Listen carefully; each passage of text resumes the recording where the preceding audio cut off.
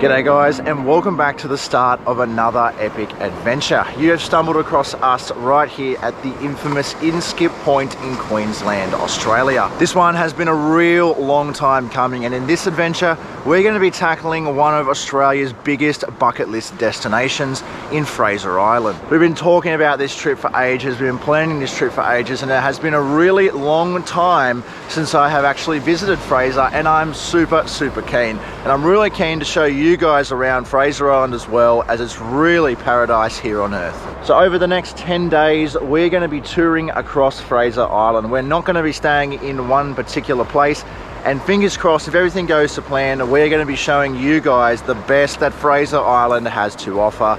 I'm really keen, guys. Make sure you are too.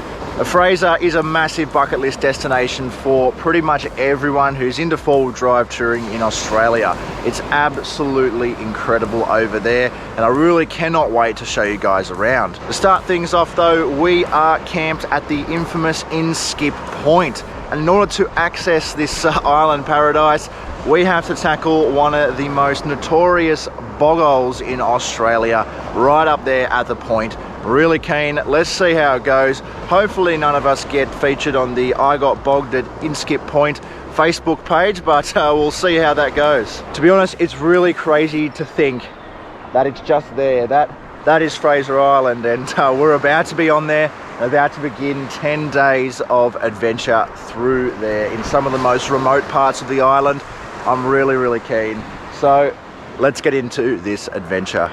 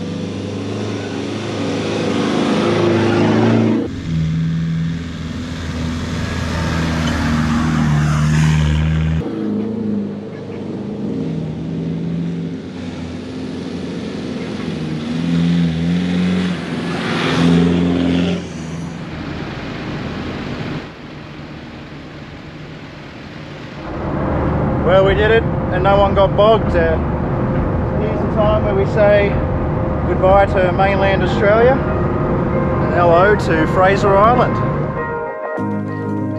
Well, it felt so amazing to finally be on Fraser Island after all this planning. Everyone was buzzing and ready for one epic adventure.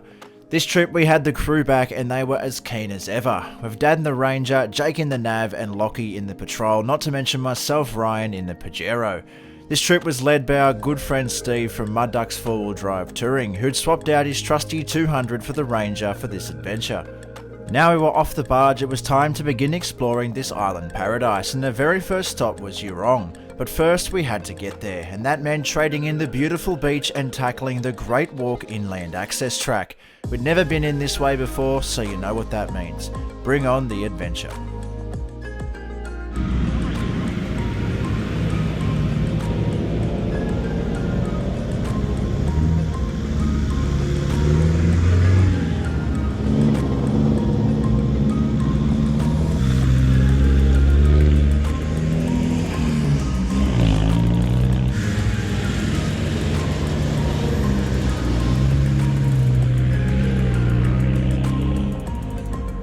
We have left the beach and headed for the inland track, as the tide is pretty well all the way up in one section and makes the main beach impassable. So we're on the inland track, and our very first destination is Eurong Beach Resort, where we are going to be stopping for a pie. Is it really a trip to Fraser if you don't go to Eurong for a pie? Absolutely not. So that's going to be our first stop, and then from there just going to suss things out and maybe head out towards Central Station for our first camp. Really keen.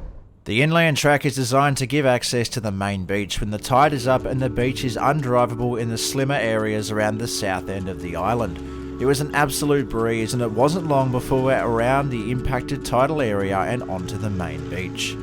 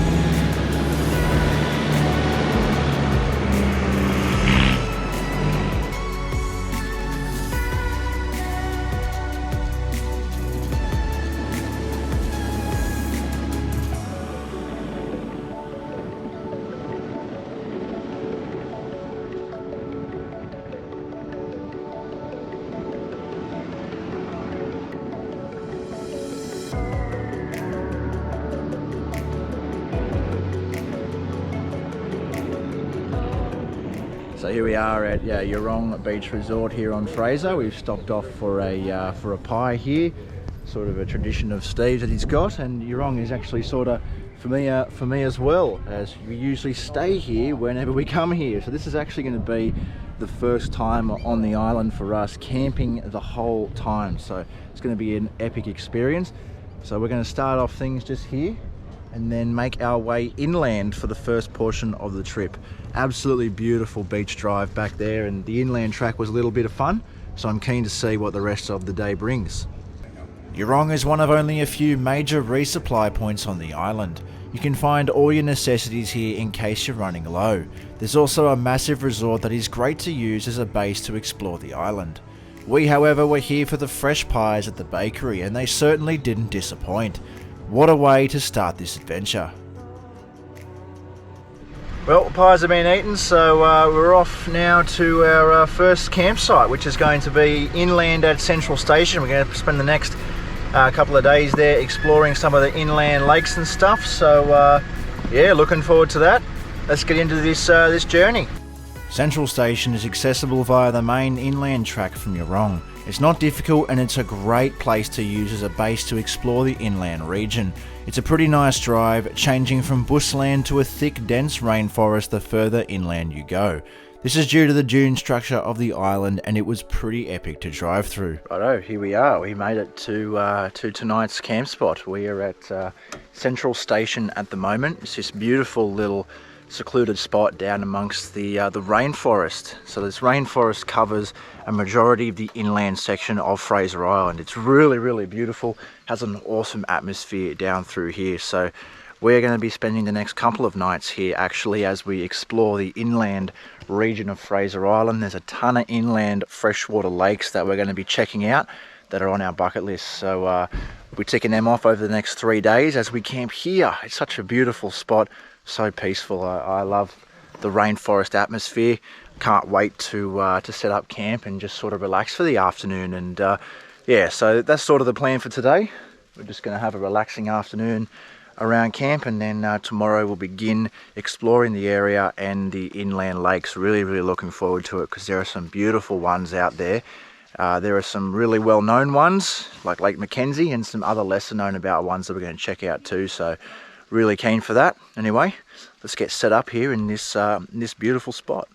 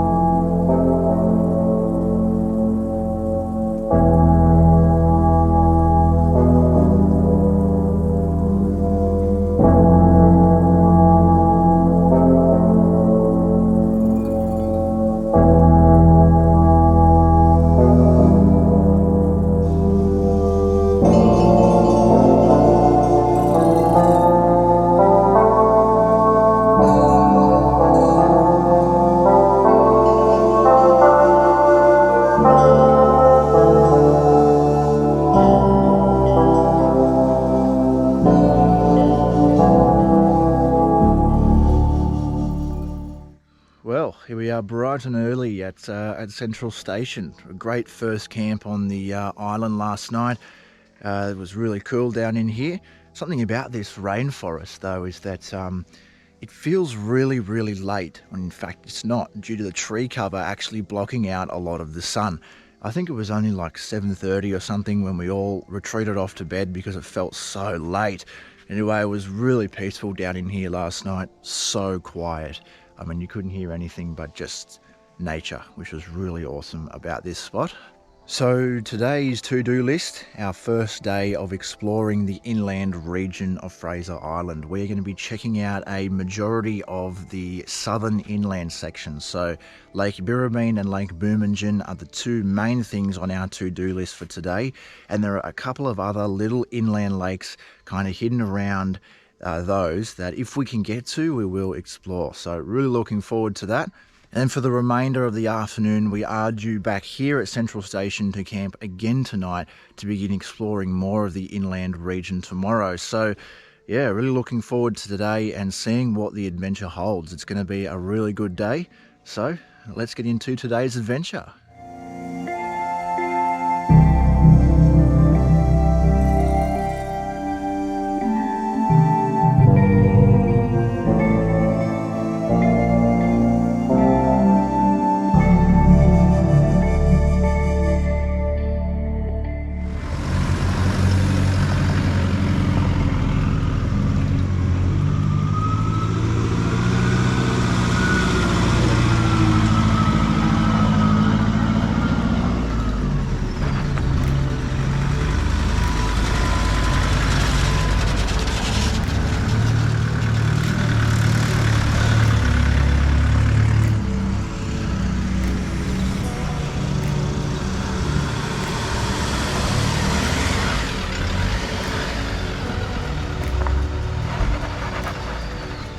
Here we go, we are on the tracks heading towards Lake Birrabeen. It's going to be our first destination.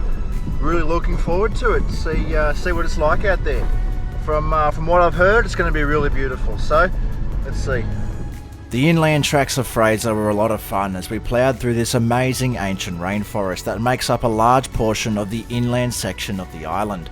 The further inland you travel towards the centre of the island, the more dense the rainforest becomes, and the more coastal you head, it's more like normal bushland. This is due to the island's dune structure and the presence of certain oxides in the sand. These oxides allow the rainforest to even exist on a place like Fraser, which is completely 100% sand. Normally you wouldn't see anything like this, and that's why it's so unique.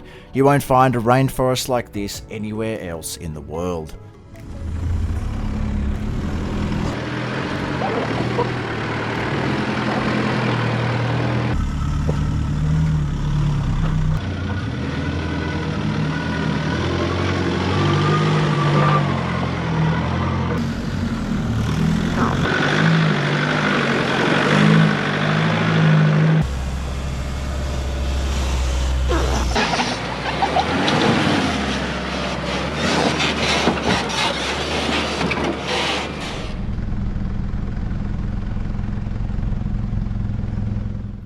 Righto, here we are at Lake Birrabeen.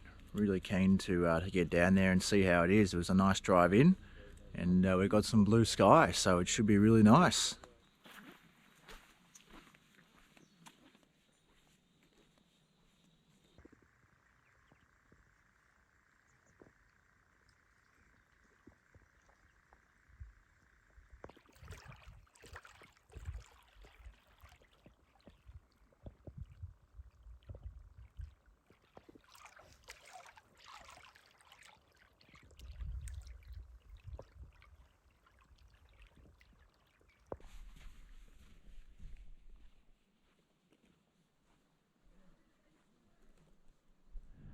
Wow, how pristine is this Lake Birrabeen? It's just absolutely fantastic. You could take a photo from any point along this beach here and it'd look like it had come off a postcard. The sand is just white, the lake is crystal clear, there's no one else here. It's absolutely beautiful.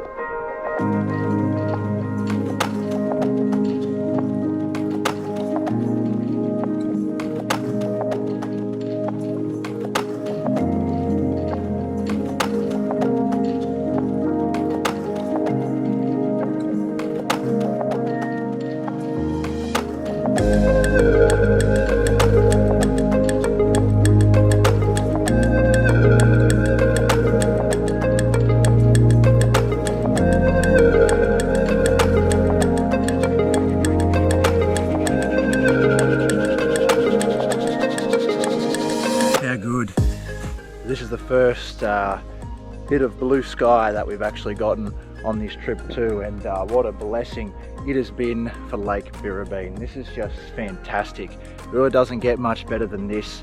I mean, how beautiful. It's paradise here on earth. And what a great first stop for the day, and our first big stop on the Fraser adventure. I mean, absolutely incredible. It's just breathtaking down there. You really can't get much better than the inland Fraser Lakes. I mean, these compete with some of the most amazing places in the world, and it isn't hard to see why. Righto, so what's next for us, fearless leader? Well, mate, I think we'll go down to Lake Boomanjin, because that's the next one down, about 15, 18 Ks, whatever it is. Check that out. This one's been really good. I quite like this one. Yeah, it's nice, yeah. And no time frame, no other real plan. Plan is, there is no plan. We'll just hope for the best and just do it. Fair enough. Do it in the sand. Absolutely.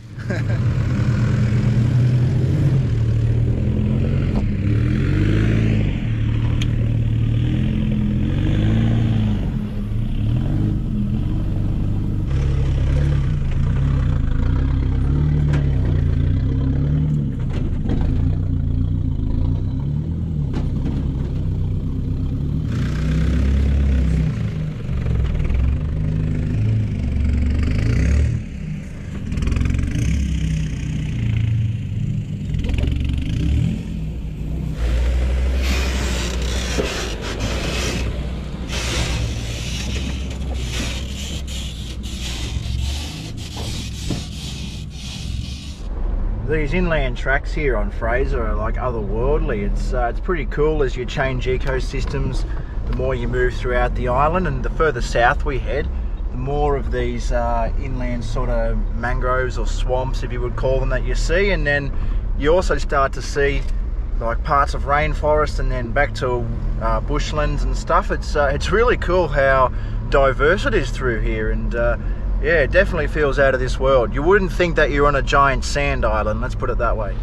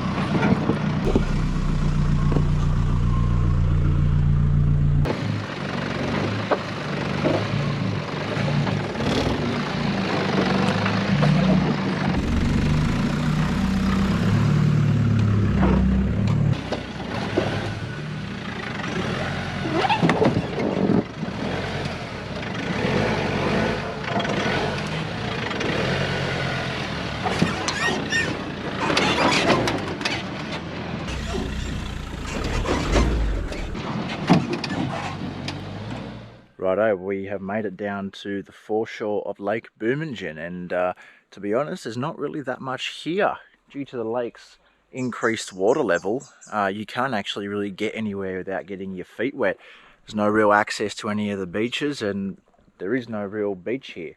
It's a really, really big lake compared to the other one, Lake Birrabeen, but yeah, I was hoping to be able to kind of have a bit more of a walk up a beach or something like that, but yeah, that's all right. All part of the adventure, all fun. It's still a really beautiful spot. Really nice picnic area up there to have lunch at, and I believe that we are going to do that. So looking forward to that part at least anyway.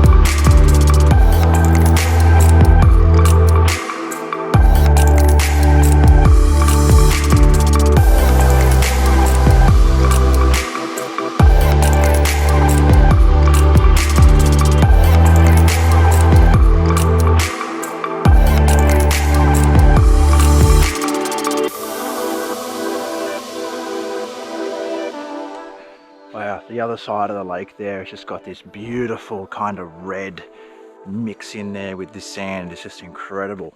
I mean, I really wish there was a way we could get over there, because man, that would be incredible to see. Nonetheless, this has been a really nice little stop, I think, at Lake Boomanjin. So the plan for the next phase of today's adventure is to actually head further inland and then out towards the west coast. We're going to check out a little track that takes us out there, so looking forward to that. And then by the end of the day we would have sort of done this big loop. So after we check out the west coast, we'll begin heading back in towards Central Station. It's been a fantastic day so far of exploring these inland lakes. Absolute gems, and I can't get enough of how beautiful they are. True paradise here. Well, the next part of today's adventure would have us heading further inland and attempting to get to the southwest coastline of the island. We'd seen some absolutely incredible lakes today, and what a better way to top it off than visit the west coast. The southwest part of the island has a lot less traffic than the northwest, and it boasts some amazing views.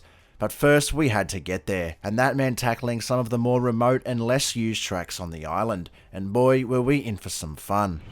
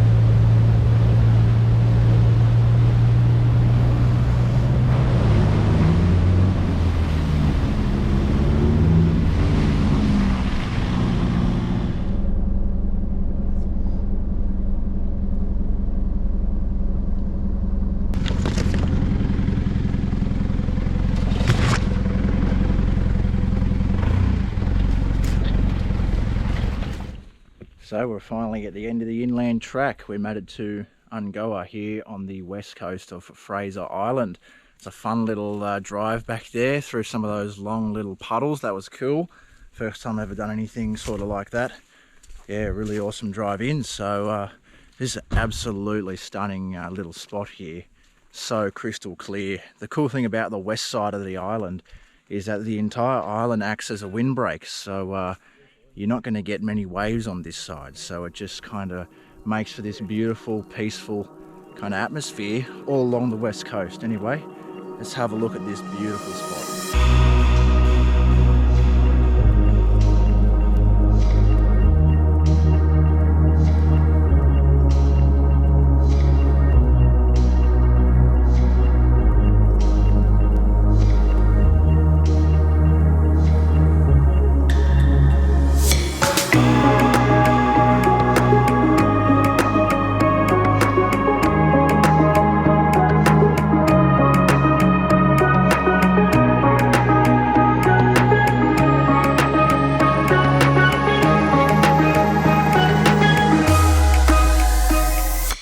This spot is absolutely stunning. Would you just have a look at how peaceful it is out there? As I said before, the island acts as sort of like a wave break for all this inland channel between Australia, which is over there, and Fraser Island over here. So it's really, really peaceful and calm all throughout there. Even sort of in rough weather, it's calm. So absolutely amazing, this spot. I'm really glad that we ended up doing that bit of an extra drive back there and push through those obstacles. What a reward. So now we are going to slowly begin our trek inland again and back towards camp. There's not really a plan set in stone. We're just going to kind of explore a little bit and go down some other tracks and whatnot, and then head back to camp later on in the afternoon. What an absolutely awesome adventure it's been today. We've seen some beautiful spots, absolute paradise here on Fraser Island, and I don't think we've been disappointed with any of them. This though, this is going to be hard to beat. This is a beautiful spot right here. Anyway, I'm keen to see what the rest of the day brings. I mean, it's been fantastic so far. So let's see where we end up. After leaving Ngala, we headed up north via another inland track and back towards the main inland road that covers the entire island. It was a pretty cool little loop that we had covered today with some amazing destinations. I think that we had done and dusted the hardest obstacles of the day, and we could look forward to a relaxing afternoon of exploring. So here we are at one of the barge landings on the west side of the island. This is where we normally actually come on when we visit Fraser, or we have visited Fraser in the past. So we're just up a little bit from where we were before, down one of the inland tracks, and it brings you out here. So yeah, it's a nice peaceful little inlet. This barge is very heavily tide influenced. So when the tide's all the way out, obviously this barge won't run. And when the tide's in, you've got a limited window of only a few hours to run as many services as possible. So cool little spot, very, very peaceful. It's a nice peaceful ride if you get a barge on the west side of the island, as the channel is usually calm. So yeah, cool little stop off, and now I believe we're going to continue trekking on back inland. After leaving the barge landing, we were back on the main inland track that connects the barge landing on the west coast to Eurong on the east coast. As we drove further inland back towards our camp at Central Station, the bushland changed back to thick, dense rainforest the closer we got. So there we are, I made it back to camp. It's actually a fairly reasonable hour, but just the cover of the trees here and the rainforest make it seem so dark. What an epic day we had today exploring, checking out those two inland lakes, and then the barge landing site and the west coast. That was awesome. So I'm really looking forward to the next few days of exploring the inland region. I know that tomorrow Steve has Lake McKenzie planned, which is the most well-known freshwater lake on the island. So we're really, really keen for that. So I suppose for the night we're just going to quickly pack up before it gets too dark in here under the tree cover, and then yeah, we'll just kind of sit around for the night and prepare ourselves for tomorrow.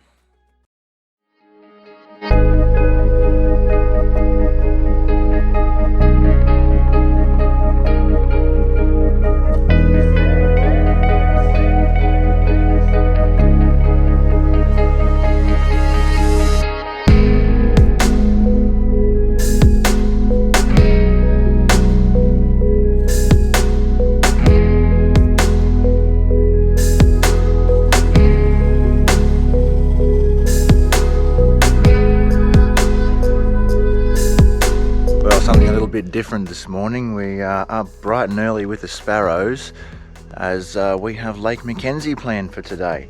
It's our final inland lake on this part of the trip, so really looking forward to it. I guess the aim is to actually get up and out there nice and early before all the tour buses and big crowds, so we can actually get a decent spot and maybe have some peaceful time before everybody else arrives. Lake McKenzie is incredibly popular, so that's the ambition for today, and I believe that it's the only thing that we have planned for today. Everything else that we do is going to be spontaneous, so looking forward to it anyway. It's been a while since been to Lake McKenzie, and I'm really keen.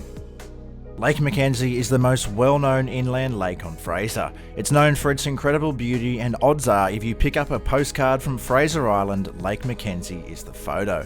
We were up nice and early to get out there before the crowds, as it's known to get quite busy. From Central Station, the distance isn't all that far. A short trek down another cool inland track that weaves through Fraser's ancient rainforest, and we were closing in. I'm really keen to check out Lake McKenzie. These inland tracks are just awesome through here. The tree cover is sort of broken up, and we can actually see a bit more. Back there for a little while, just due to the tree cover, it still felt like it was dark, but yeah, now it looks like it's easing up as we're closing in on Lake McKenzie.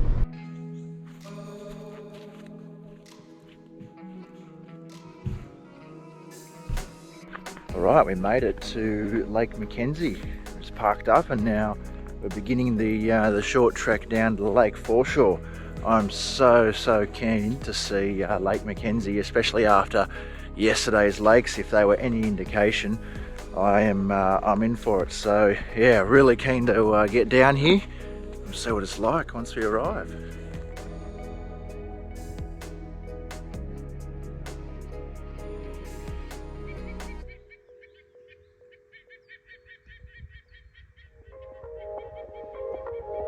Wow, you guys just get a look at this. This is just spectacular.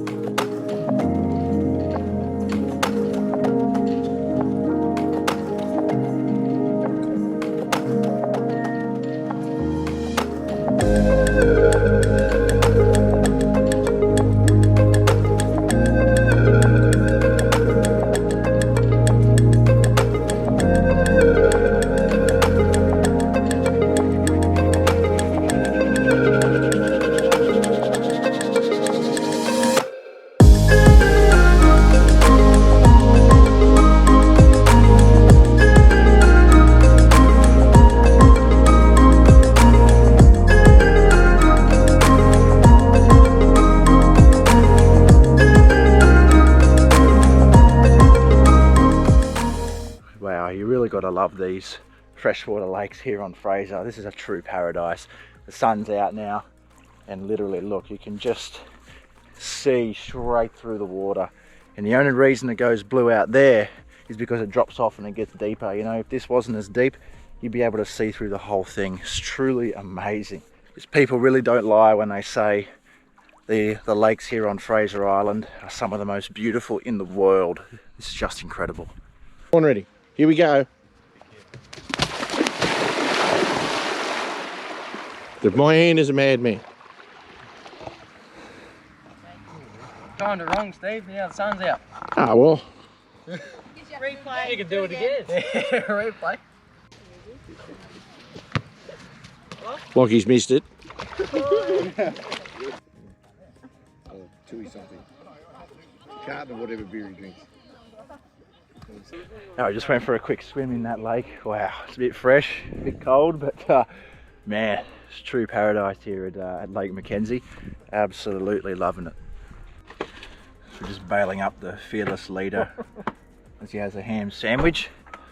Where to next, mate? Well, I'm figuring we go to Kingfisher Bay, which will be a good place for lunch. Yep. So that's why I'm not eating much now. Not that I need it. And then we're going to go, Lake Wabby or something like that. Yep. Have a look at that. And then basically that's about it as far as I know for today. Righto. and see what else there is to see as we go along. Righto, we heard Who it knows? from the man himself, so Kingfisher Bay is the next destination. So we decided to head over to Kingfisher Bay for lunch. Accessible via another main inland track, Kingfisher Bay is another main port on Fraser Island. There's a large resort at Kingfisher Bay as well as a barge landing. The resort actually has asphalt road inside the complex. It's very popular for people to come over from the mainland for a day or even just for the weekend. There is everything here so that if you need to stay in the resort, you don't need to leave. It's the complete opposite to Eurong, which is commonly used as a base for exploring. So this is Kingfisher Bay Resort. It's a little bit different compared to everywhere else in the island. We've got some tarmac under us, which is unusual. We're going into the sandbar for lunch, and then we're going to continue exploring up to Lake Wabby. The kookaburras are laughing at us, but so we're going to enjoy this this luxury of a restaurant and whatnot before continuing on. Kingfisher Bay doesn't have that name for no reason. The large wharf is known to be a fisherman's paradise, with schools of mackerel always lurking beneath. Lockie went ahead and got the rod out for a quick spin before lunch. Lockie's been here for about 3 minutes. He thinks he's on. You need to tighten your drag a little bit, mate. See this? Yeah. Oh, No, it's right. it's professional stuff. There's a lot of mackerel around. Nice. Let's see how we go. I think I'm actually snagged. I could be snagged actually. Well, there was no luck yet for Lockie in getting a fish, besides on a plate at the sandbar. We sat around and enjoyed the view while having lunch.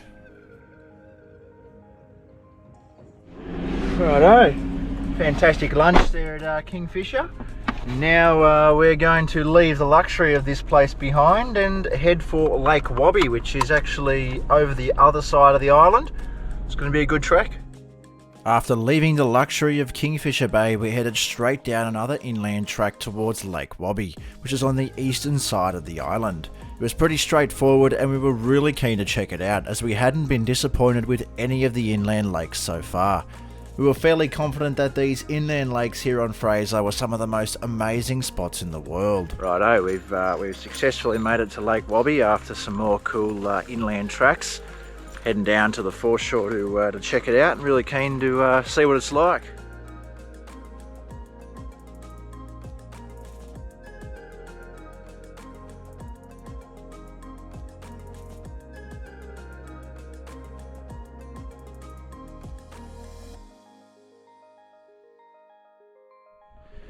Here's the Lake Wabby lookout out there.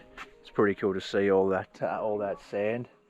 Some patches of white sand and yellow sand mixed together out there. It's pretty cool. We'll head down and have a look in a minute. It was a short, steep walk from the lookout down to the lake. Only a couple of us went ahead with it, but man, was it truly worth it. Wow, another beautiful lake ticked off the list, and this one is really spectacular, especially because of that huge sand dune back there. It does actually go all the way to the beach. It's about 2 kilometers long. It's just such a beautiful sight. And you got Lake Wabby down there. Really, really nice down there. You can swim in Lake Wabby, however, you've got to descend down the side of the sand dune like that. In order to get back up again, well, you've got to climb up. So we're opting not to do that, but truly beautiful lake.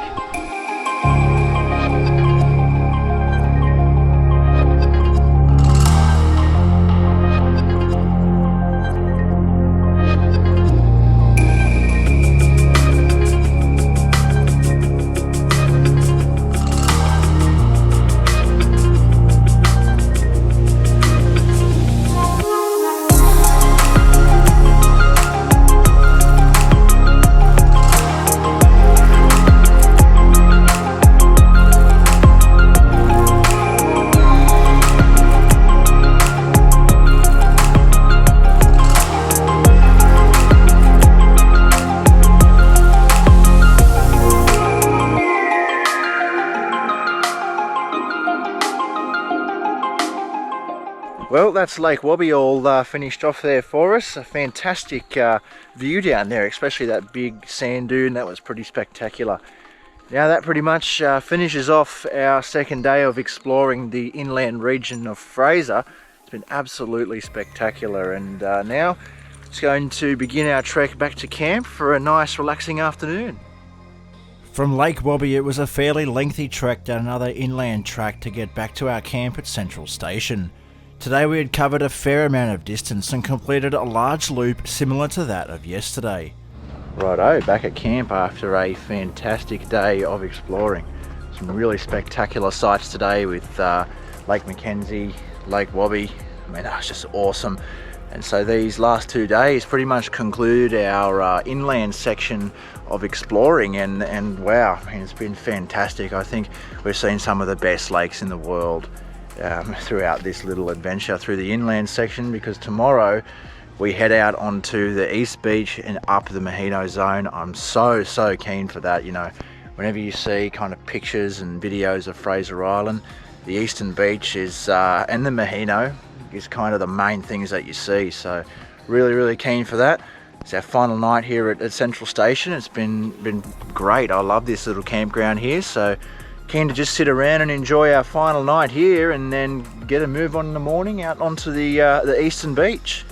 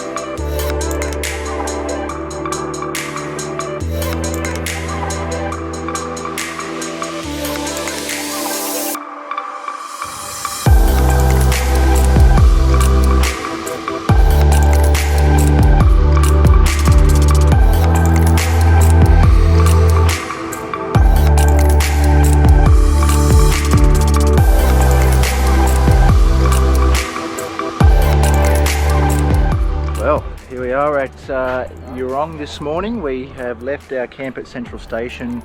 It was our final night last night there. Fantastic little camp spot all down there among the trees.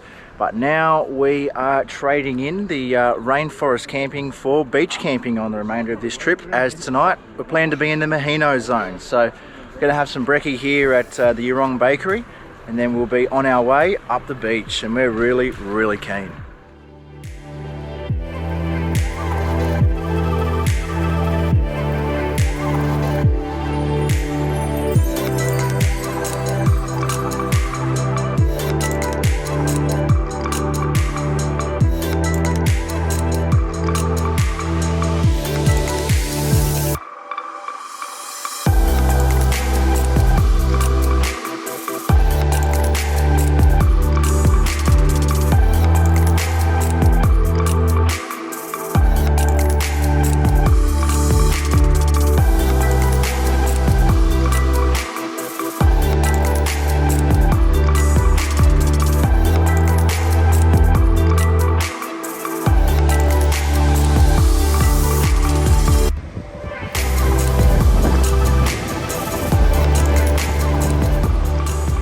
We made it to the Maheno wreck here. This is one of the most famous landmarks here on Fraser Island.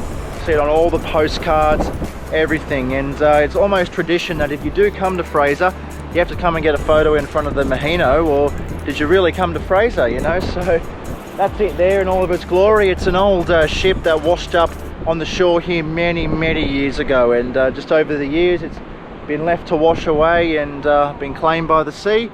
Every year the condition obviously deteriorates, and there will come a day when this won't be here anymore, but for now we get to enjoy this in all of its beauty.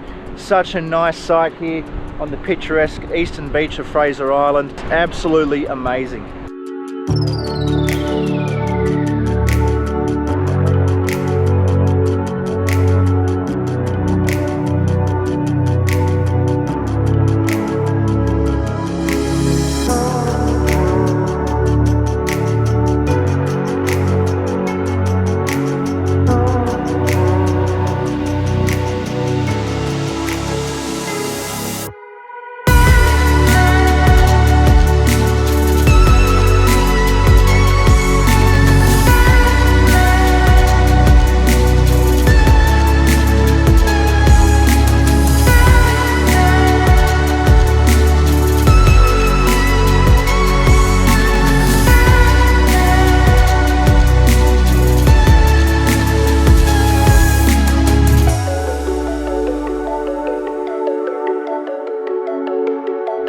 How good is this little spot, the Maheno wreck?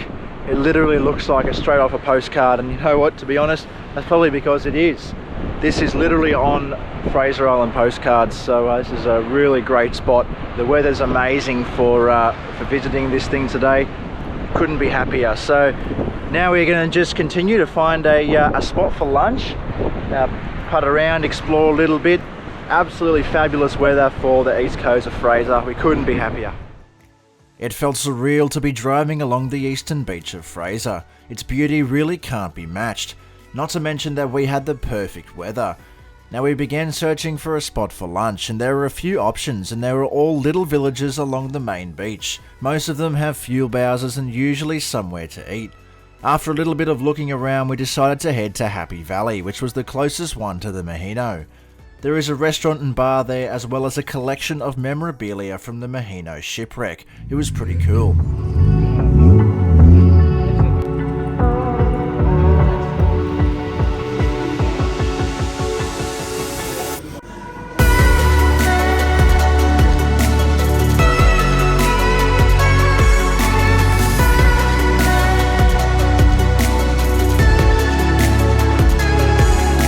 Stopped off at Happy Valley for lunch. There's a nice bar and bistro just up here that we ate at, and there's also inside there is a little collection of memorabilia from the Maheno when it first landed on the shores here in Fraser, and you could actually still go on board it. There's a whole bunch of stuff that was taken off the ship and added to the collection here that's available for viewing. We also just got some fuel here.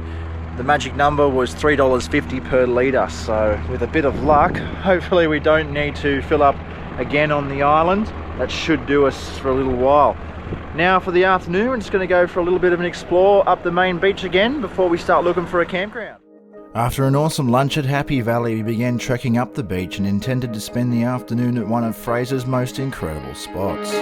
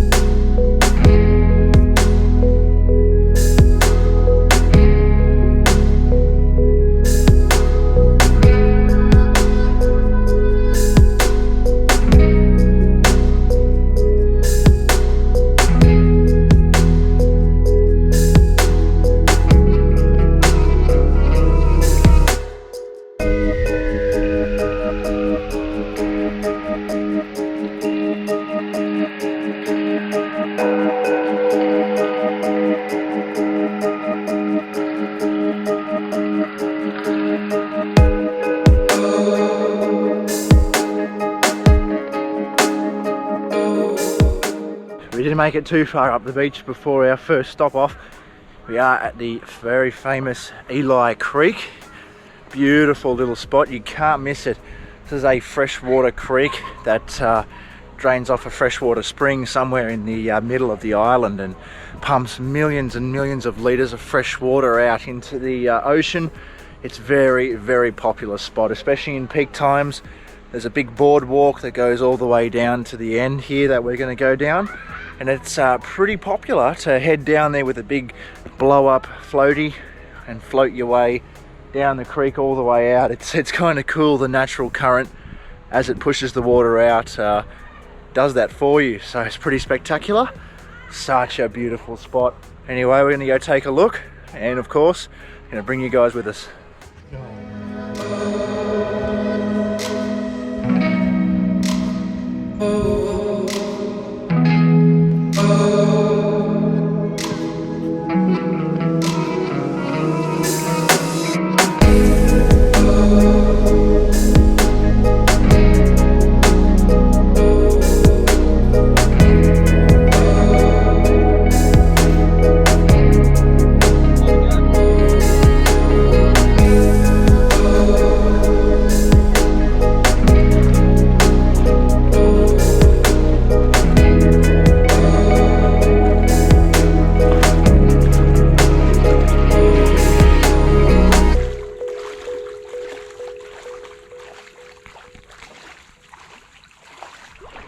How amazing is Eli Creek? It's just this beautiful crystal clear creek that swerves through the bush. You can walk down it, float down it, whatever you like. Just once you get down the end, the natural current just pushes you out, and it's absolutely amazing. To be honest, it's actually a little bit difficult to go back the other way. It's truly spectacular. Another one of Australia's must-see things ticked off the list for us on this Fraser adventure. Couldn't be happier. Eli Creek is one of Fraser's most popular and must-see attractions. It's a true wonder of the natural world, and we were thrilled to have finally ticked it off the bucket list. We couldn't be happier with this adventure so far. We had seen some of the most incredible places in the world, no doubt. Wow, what a fantastic little stop Eli Creek was. The next mission for us now is to try and find a camp spot somewhere up along the beach around the Maheno zone, so that's going to be interesting. Let's see how we go and where we end up camping. Well, after pushing up the beach for a little while, we finally came across the Maheno zone, which was our designated camping zone for the night. All the beach camps on Fraser are split up into zones, and once you find your zone that's listed on your camping permit, you can find a spot anywhere in that area to camp. For us, it was shaping up to be a little bit of a mission due to the size of the convoy, but in the end, we made it work. How's this for a camp spot, eh? Right by the beach, and it's just awesome. Oh, I'm so keen to get set up here. You can see the Maheno just down there. Truly awesome spot. It's going to be an all-timer, this one.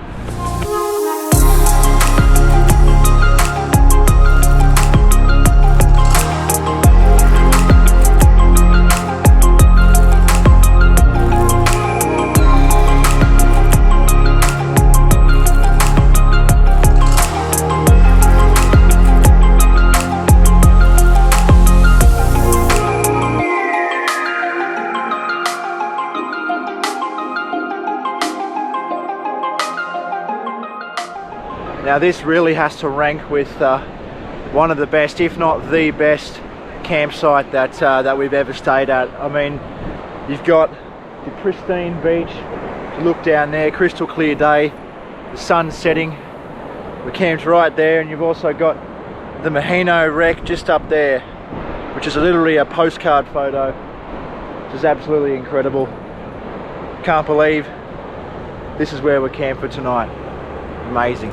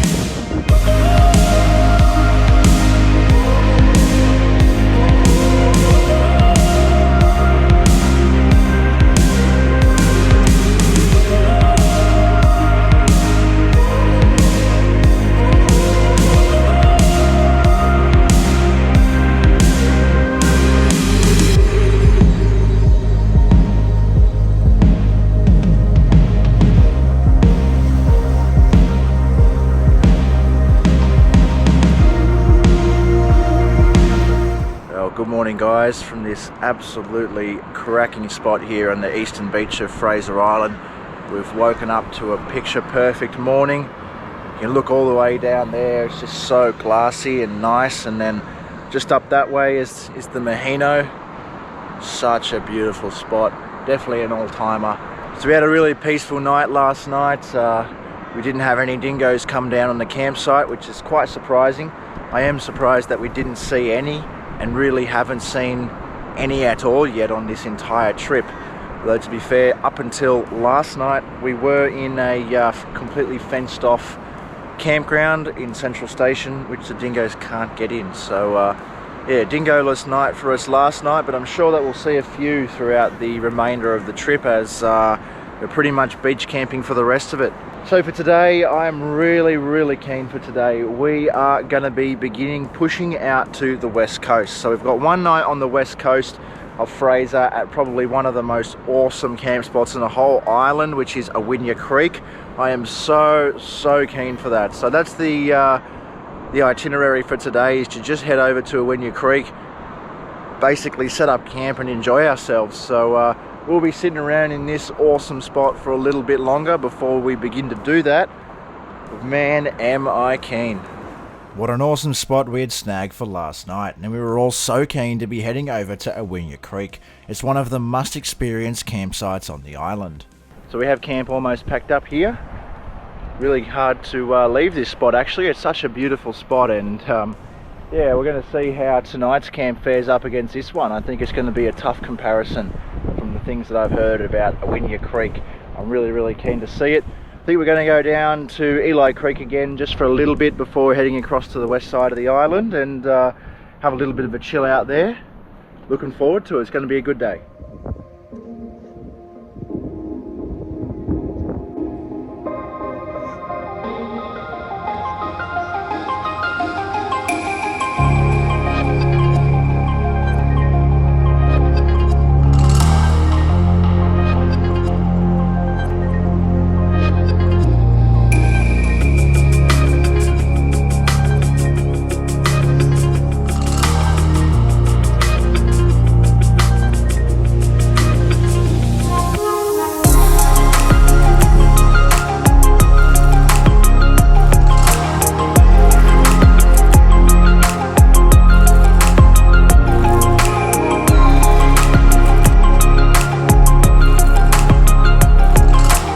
Back at Eli Creek, amazing little spot.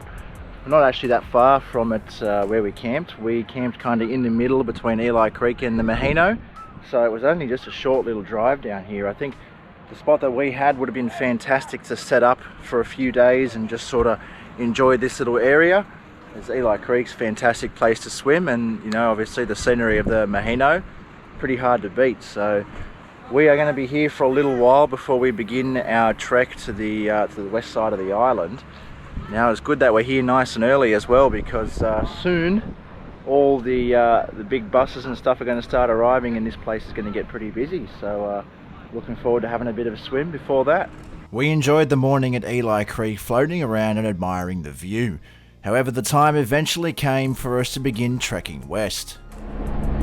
Rightio, we have left Eli Creek. Now we are beginning the journey over to the west side of the island. I'm really excited for this. I've been waiting for this one for the whole trip.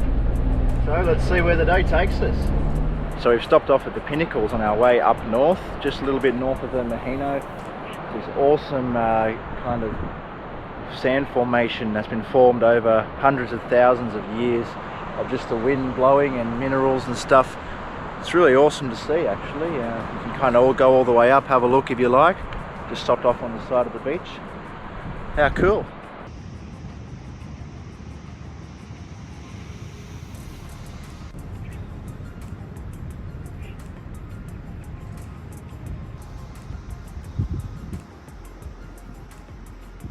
How cool is this island for natural wonders like this? You know, it's just full of absolutely amazing natural sights. You know, you've got stuff like this everywhere, and things like Lake McKenzie as well. It's just a true paradise here on Fraser Island.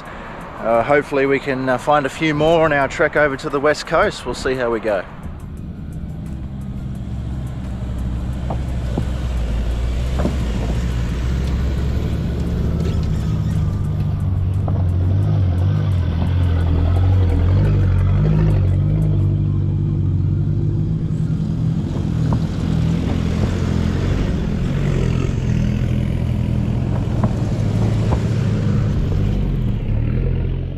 Well, we were finally on the track out to the west side of the island. We were so keen to get to the other side. We'd only had a small glimpse of the complete paradise that is the west coast of Fraser up until this point, and tonight we were camping at Awinya Creek. It was safe to say that we couldn't wait to get there.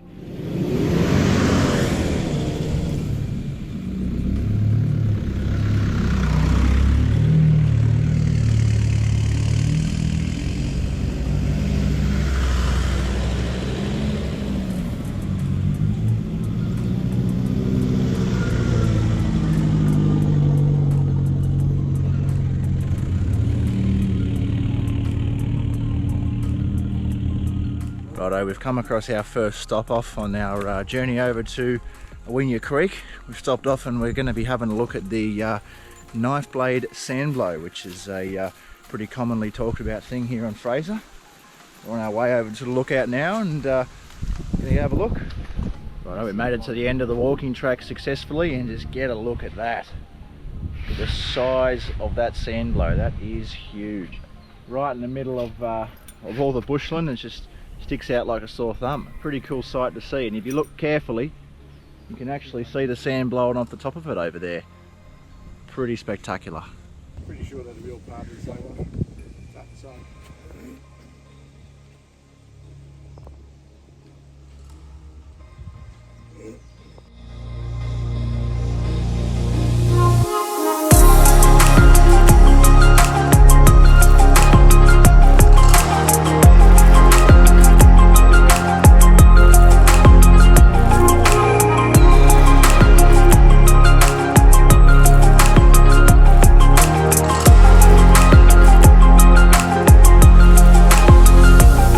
What an impressive sight that knife blade sandblow was. You know, you don't see many of them around. It's a pretty cool natural wonder. As I said before, this island just has so many natural wonders. It's quite fascinating. We're going to continue our trek on towards the west side now, and yeah, we'll see what we come across next. After having a look at the knife blade sandblow, we continued further west and towards the centre of the island. The rainforest became the main ecosystem once again. We were now reaching a fork in the road where a few small lakes were showing on the map. We were hoping to be able to get down to at least one of them for a look. Another stop off here on the way out to the west coast. We're at Lake Alum now, which is around the halfway point through the island. So pretty cool little lake apparently. We're going to go check it out and see what it's like down there. We made it to the viewing platform here at Lake Alum. It's pretty cool here because they have these little set of steps here, and there are little turtles that come up and say hello to you. So the lake is fairly full. See if we can't get a quick picture of one. How cool is this?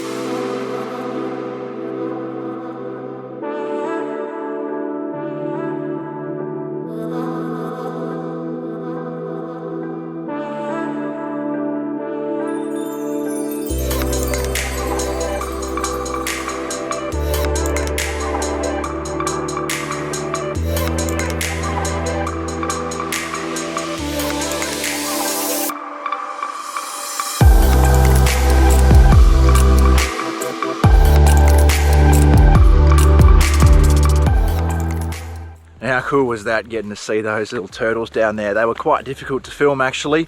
I didn't manage to snap any footage of them, but some of the others might. That was pretty interesting. They're kind of small, so they were hard to film. It's a beautiful little lake just kind of tucked in the very middle of Fraser Island. This lake is literally just about exactly halfway between the east coast and the west coast. So now we're going to continue ploughing on, and hopefully we'll be on the coast soon. Really looking forward to it. After our stop off at Lake Alum, it was a fairly straightforward route out to the west coast, and it wasn't long before we were closing in on one of the most spectacular sights that we'd ever laid our eyes on.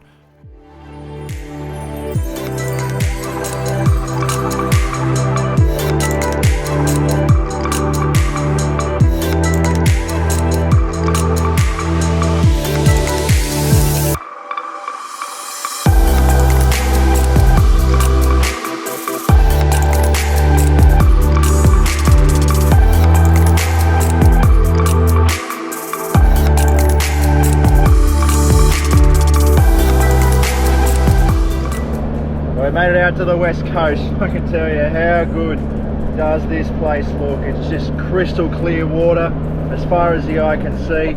Absolute paradise, man. This is going to be an all-time camp spot tonight, I can tell you.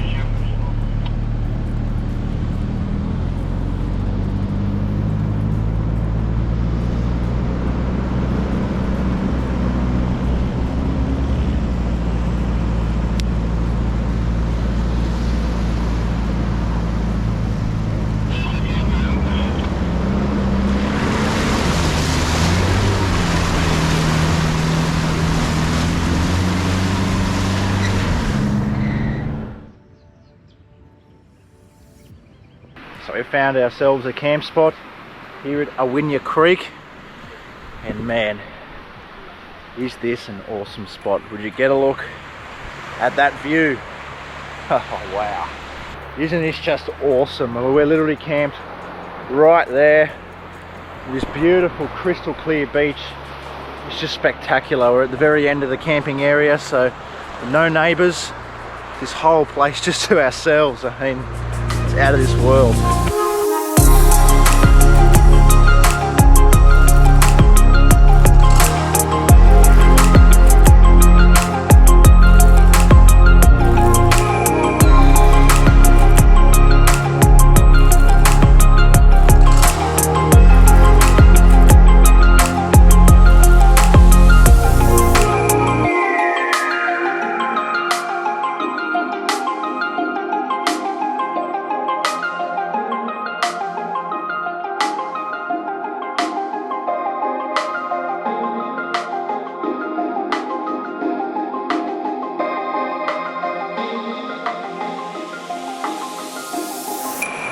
I just cannot get over this amazing spot.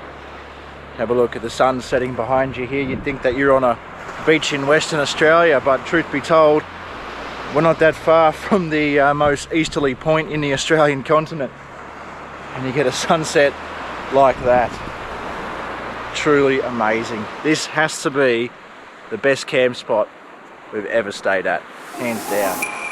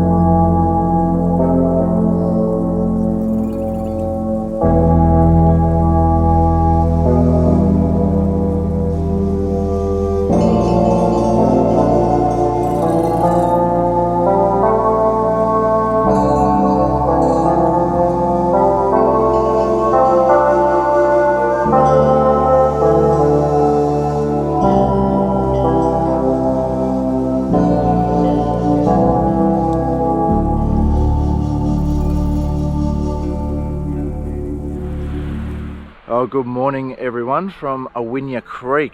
We've woken up in this absolutely beautiful spot here this morning with a little bit of rain, which is not too bad. We did expect a little bit on one of the days that we were here, and today is that day, so it's come through. Only a slight amount of rain, not too much, and fingers crossed that this is the worst of the weather that we do see on the trip. I mean, even in the rain, this is still just an absolutely amazing spot. We do have our hopes a little high that it will clear up, as you can sort of see up there behind me, the remnants of a blue sky. So it's not meant to be that bad, and fingers crossed that this is the worst weather that we get on this trip. So today we're going to be packing up here and heading from Awinya Creek down an inland track back towards the eastern beach. We are going to be camping again in the Maheno zone tonight, and we're going to be checking out 2 inland lakes that are on the track that goes here from Awinya Creek back over. Really looking forward to that. These inland lakes on Fraser are just absolutely stunning. Each one is unique, and I haven't been to a bad one yet, so really looking forward to that. I think it is going to be quite hard though to actually leave Awinya Creek. This is just an absolutely fantastic spot. I don't think that we're going to get a better camp on this trip than Awinya Creek, but who knows? I said that when we were on the Maheno zone, and I said it again last night. They just seem to be getting better and better, so let's see what the day brings and where we end up. I'm really looking forward to it.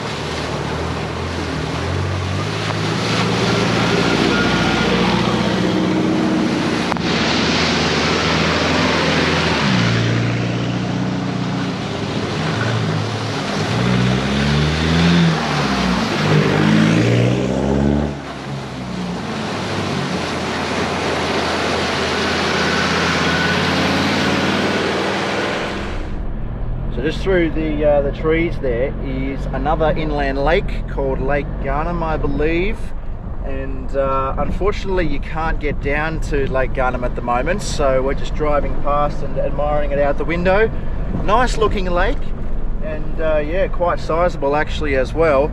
So now we're heading on to the other inland lake which we wanted to check out, which was White Lake, which is on this road as well. So we'll see how we go with White Lake. Hopefully we can get down there and give you guys a look at that one.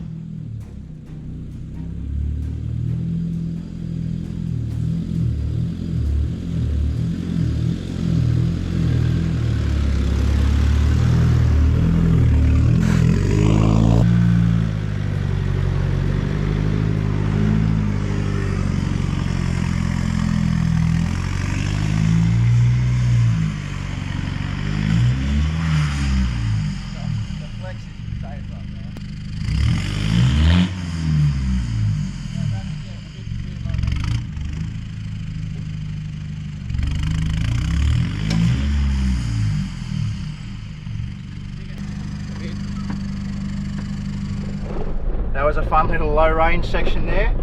Had me working for it at the end, that's for sure. You don't get much of that here on Fraser, which is yeah, it's pretty fun, I reckon. That was good.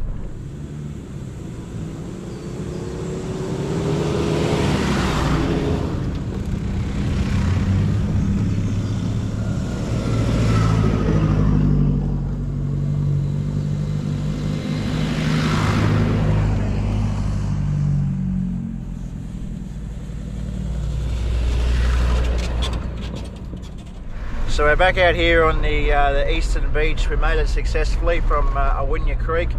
How good is Awinya Creek though? That has to be one of the best camp spots, if not the best camp spot I've ever stayed at. It's going to be incredibly difficult to top Awinya Creek on this trip. That was just absolutely spectacular. A little bit of a shame that we didn't get to show you guys the couple of inland lakes that we had planned on the Awinya Creek track. Just due to restricted access, we couldn't get down there. That's all right. Now that we're back on the eastern beach, there really isn't too much of a plan for the rest of the day. It's just anything that happens will sort of be spontaneous. The only thing that we really have to do here is find a nice camp spot to stay for the night. So we'll see how the rest of the day plays out and what we end up doing. But yeah, it might just be a quiet one due to the weather. Hasn't really stuck out for us today, and it's been raining a fair bit. So hopefully this is the only rain that we get on the trip. Fingers are definitely crossed. So we'll see where the rest of the day takes us. So we've stopped off here at Cathedral Beach on our mission to find a camp. There's a general store here, fuel pump, all that sort of stuff. So we thought we'd come in and give it a look. It's a nice little place. However, it's fairly full. There's quite a lot of people here, a couple of buses. So not sure how long we'll stay here. But yeah, nice little stop off.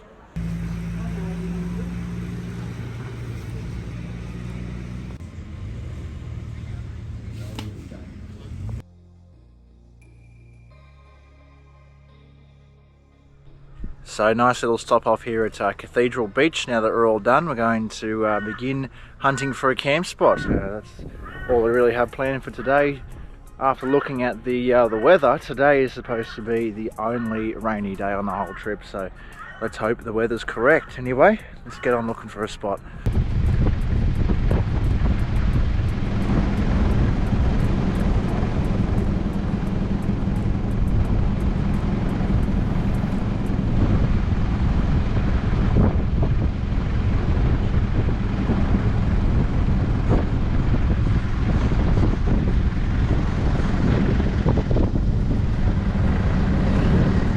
How cool was that? We've just seen our first dingo of the trip here on Fraser Island.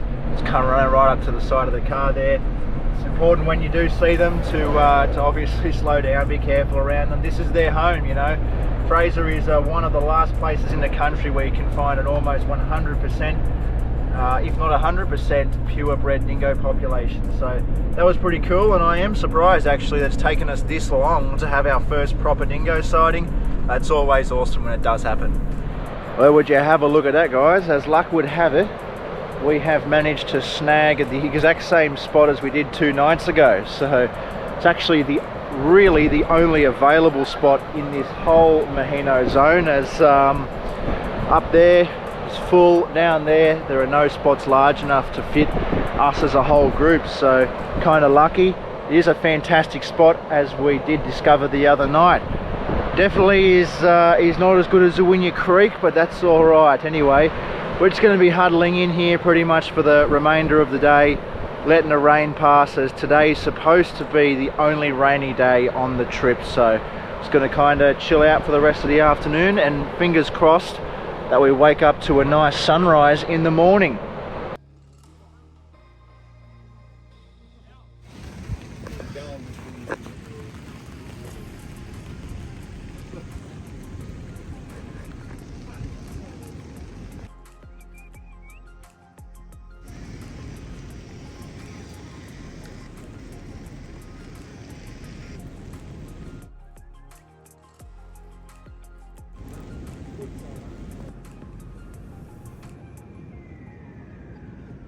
How cool is this? We're just at camp here.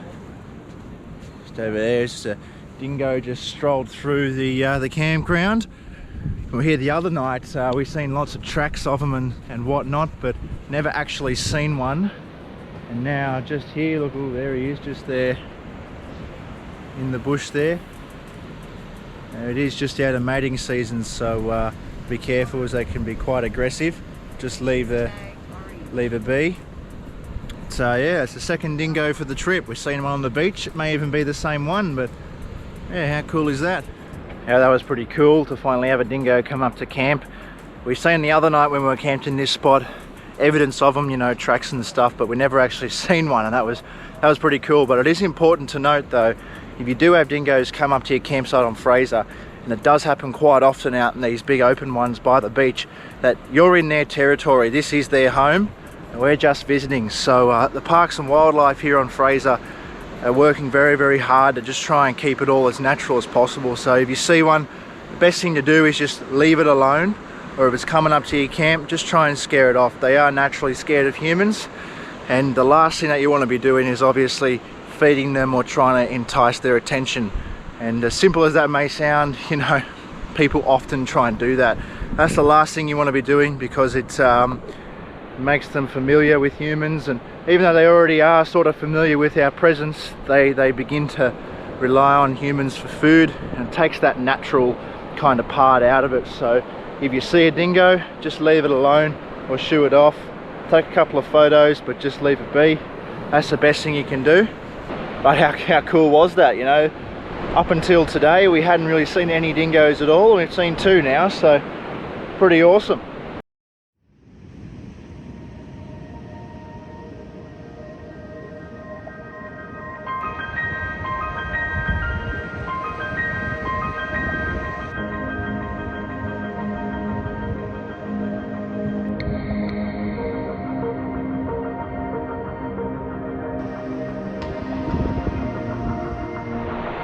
Well, good morning everyone. Back in this fantastic spot down here in the Maheno zone, and thankfully I was right. The weather sort of cleared up for us, and have a look at that. That's what we're after right there. Some nice sunny weather. Absolutely picturesque morning here on the eastern beach of Fraser Island. So I guess I'm kind of glad that the weather did clear up for us, because today we are going to be heading north. We're going to be tackling Ngala Rocks, which is a quite infamous spot here on the island for people getting bogged. We're going to check out Indian Head as we begin heading up that way, and to a camp spot this afternoon somewhere on the northern side of Ngala Rocks. So really looking forward to that. Now once we head over Ngala Rocks, the remainder of the trip will actually be spent up there above in the northern region. So up until now we've kind of stayed on the southern region. We've done all the inland parts, we've done the west coast, and now we are heading north, and we're going to do the north section of the island, and I'm really keen for it, especially if we get more of this. This is just amazing. So still fairly early, but we're just going to be hanging around here, begin packing up, and then we'll be on our merry way and into today's adventure.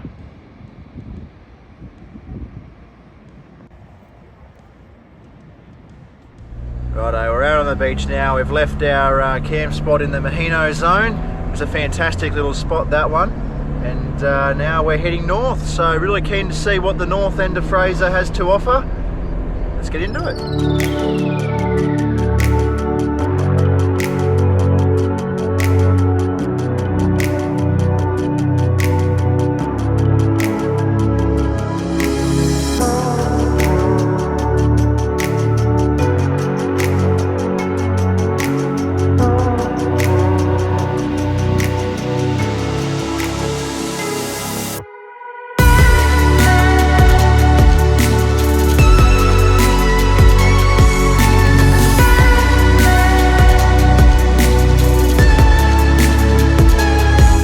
We had an awesome start to the day, and the sun was beaming as we powered north.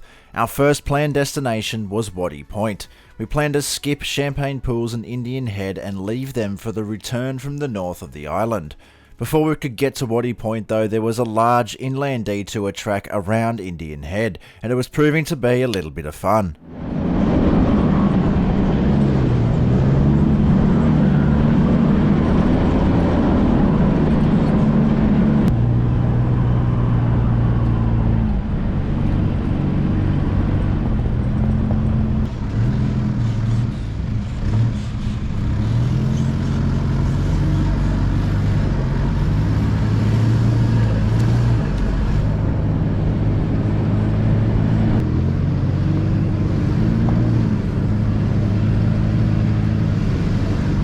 Having a bit of fun here on this inland track behind Champagne Pools.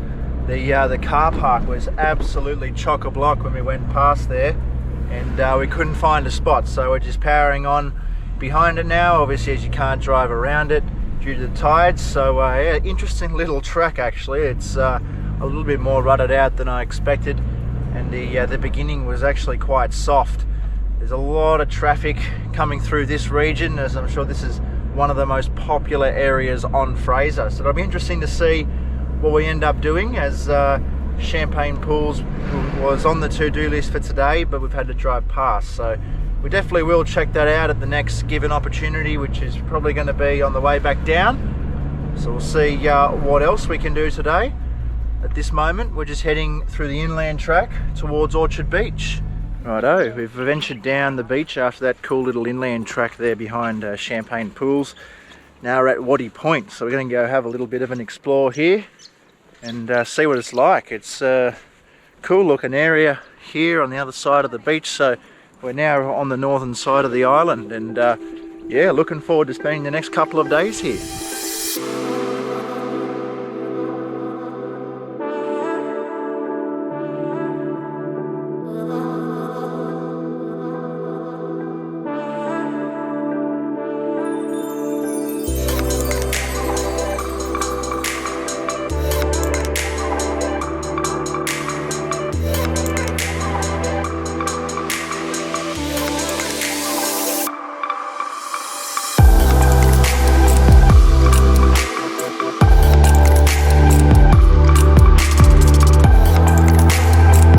Up on top of Waddy Point here, just absolutely beautiful.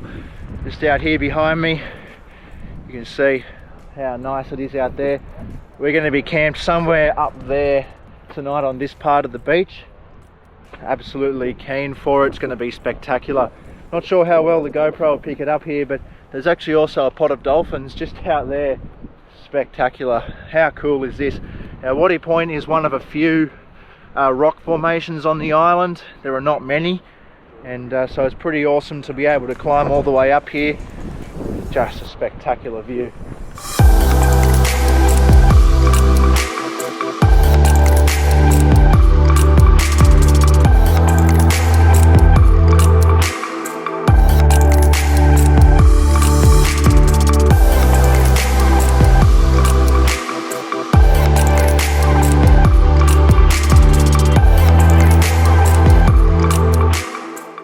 How awesome is Waddy Point? First we had that pod of dolphins just show themselves out there before, and now just out here we have a couple of whales that just breached.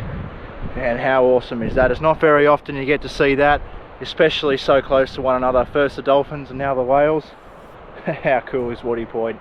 Well, that's Waddy Point all done, and I have to say it was absolutely spectacular for a first stop here on the north side of the island. I cannot wait to see what else this side of the island has to offer.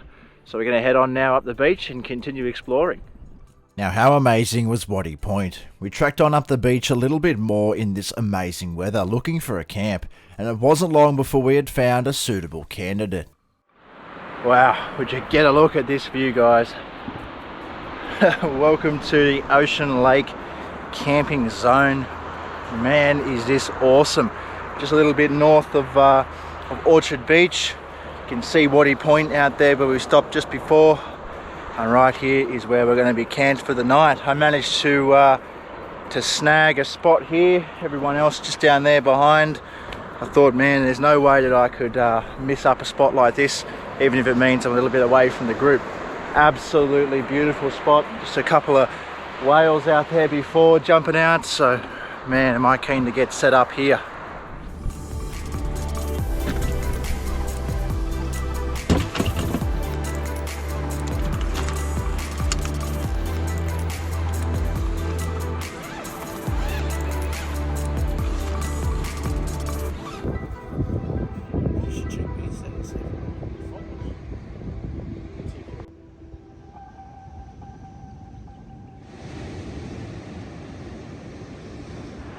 Well, I don't think that we could ever get sick of a view like this.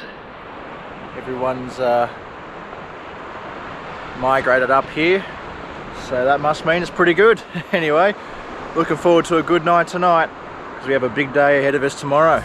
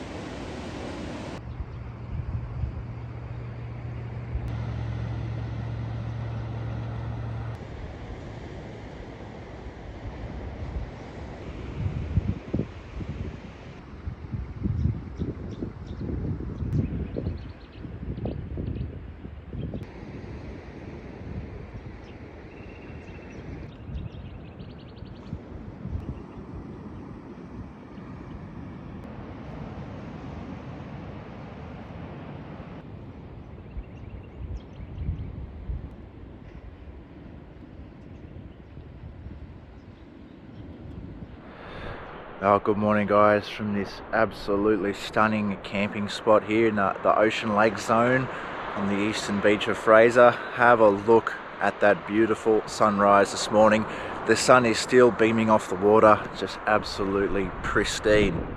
We've been really lucky on this trip to actually have such amazing weather. We've only had one day of rain, and that was a fairly quiet day for us. We just let it blow over, and thankfully the next day we were greeted to this, and man, could not be happier. And I'm really excited that today is such a beautiful day, because today is the day that we're going to be doing the big miles and heading right up to the tip. That's right, today we're going to be camping at Sandy Cape, which is right on the tip of Fraser Island, and I'm really excited for that because it's such a beautiful day, and hopefully we get an absolutely awesome sunset up there. You can see the west coast from that side, so I'm absolutely keen. So with that being said, that means that today we need to tackle probably Fraser's most difficult obstacle, and that is Ngala Rocks. So I thought that we were going to get that done yesterday, but it turns out that our camping zone is just a few hundred meters south of Ngala Rocks, so we'll be doing that today. And yeah, fingers are crossed it all goes well for it. So we'll just be soaking up this morning view here for a little while we pack up, and then we'll be getting on the move and putting in the big miles up to the tip.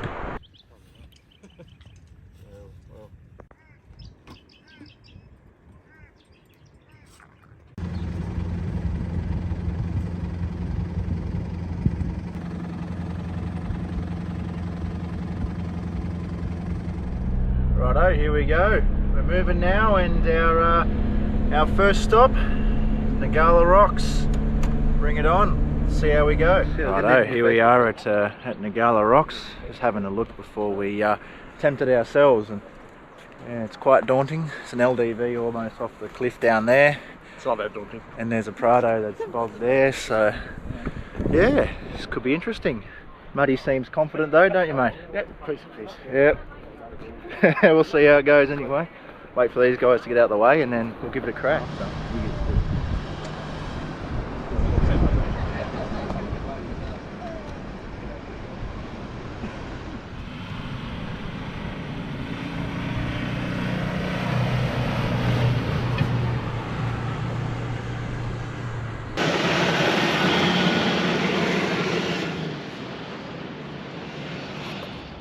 Alright, let's do it. A little bit nervous, there's a big crowd up there, but sure we'll be right.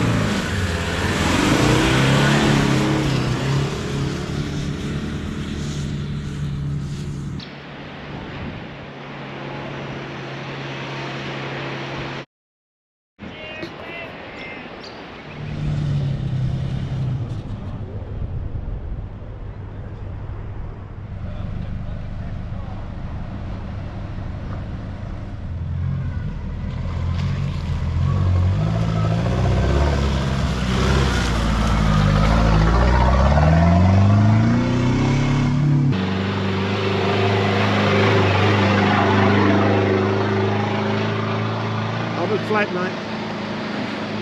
I did know. That's how you do that.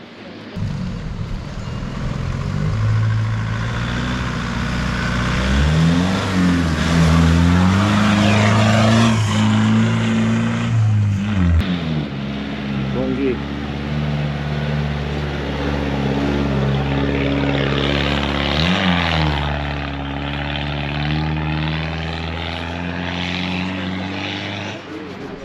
Righto, there's Ngala Rocks under the belt. Only one of us got stuck in the end. That was Dad and the Ranger, just not quite enough clearance. So that's payback for Gardens of Stone there when he had to pull me out and I got stuck. So Dad got bogged at Ngala Rocks. Not sure what we're going to do, how we're going to get him around. The tow truck's actually just arrived for this LDV that's literally hanging off the cliff here. It's going to be quite interesting to see how they recover it. There's been a few nice trucks come through here as well, and all the boys got through in the end, so it's good stuff. They're all cheering, there they are. Woo! Happy days. Well, aren't we all relieved to have Ngala Rocks under our belt? We're powering up north now to the tip, and really looking forward to it. A little bit sad that Dad couldn't make it through, but that's all right. They've got a beautiful view back there at Ocean Lakes waiting for them, so that should be all right. We'll see them in the morning anyway when we head back down. It's absolutely picturesque day. A couple of little fun rock sections in the north end here, so it's been a good day so far.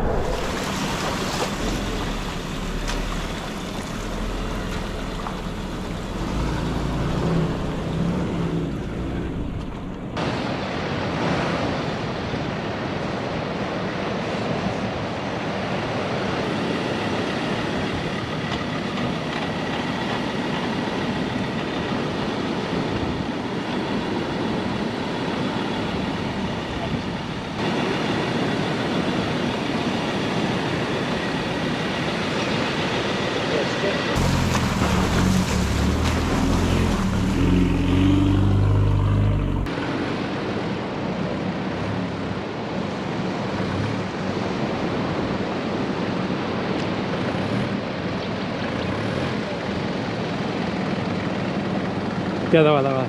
Go, come on. Yeah, go that like that, right?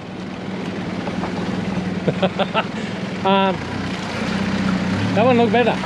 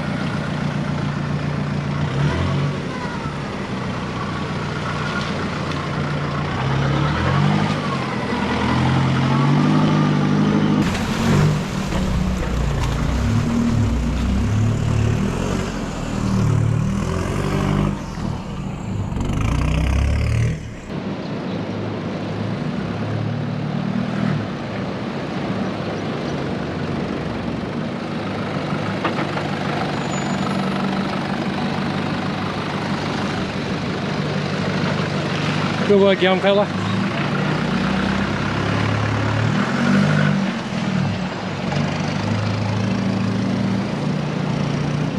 After Ngala Rocks, it was a straightforward drive straight up to the tip. We were all as keen as ever to get there and mark the last destination off our bucket list. Righto, we have made it to the tip. Here we go. We're at Sandy Cape Lighthouse, and just out there laying on the beach casually there's a dingo. That was a little bit crazy. We just thought it was a rock or something, and then he popped his head up. Lucky he did that, otherwise, yeah, it would have been an interesting situation. So it was a great drive up here. The thing about the tip is there's not quite as much beach as everywhere else, so the waves are coming right up, and now we're on our way up to the lighthouse. It's going to be a interesting little walk. I'm keen to see it. Let's get into it. Well, here we are. And there is Sandy Cape Lighthouse. It's quite a spectacular structure on the northern end here of Fraser. It's now maintained by the Mainland Safety Authority, but it was obviously manned over the years. There's a little kind of settlement up here that people would have lived in that worked here. Out there is a just fantastic view out there of the ocean. Wow, you'd never get sick of a view like this if you worked here, would you? Just fantastic.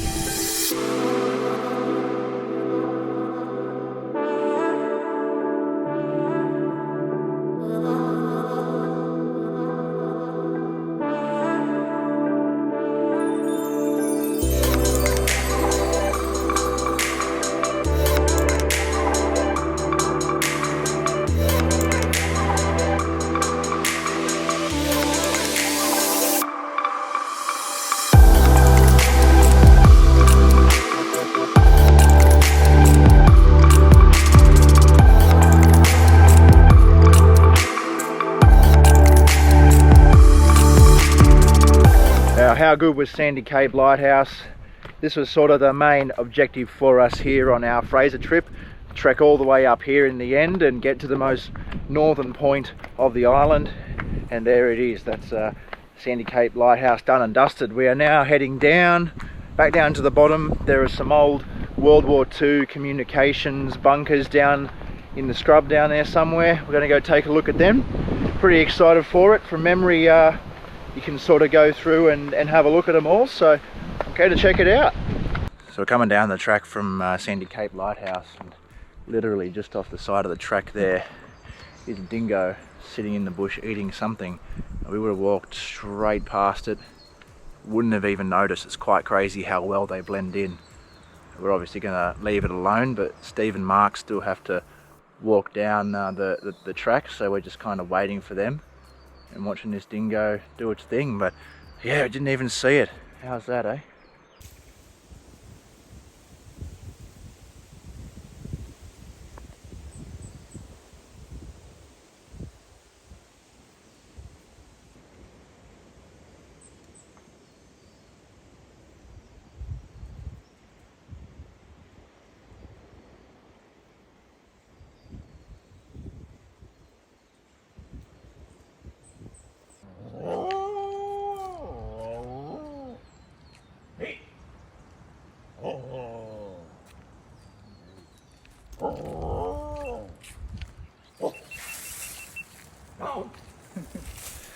There was an interesting little encounter there with that dingo. We were only standing there for about 30 seconds and it came and burled up at us. So we had to scare it off in the end. We actually were backing away from it and it was still coming towards us, and in that instance, just make a bit of noise and they should leave you alone. But yeah, could be a little bit frightening. Just hoping that Steve and Mark get down the track all right. We scared it off the track and left it about its day. So hopefully that doesn't happen again.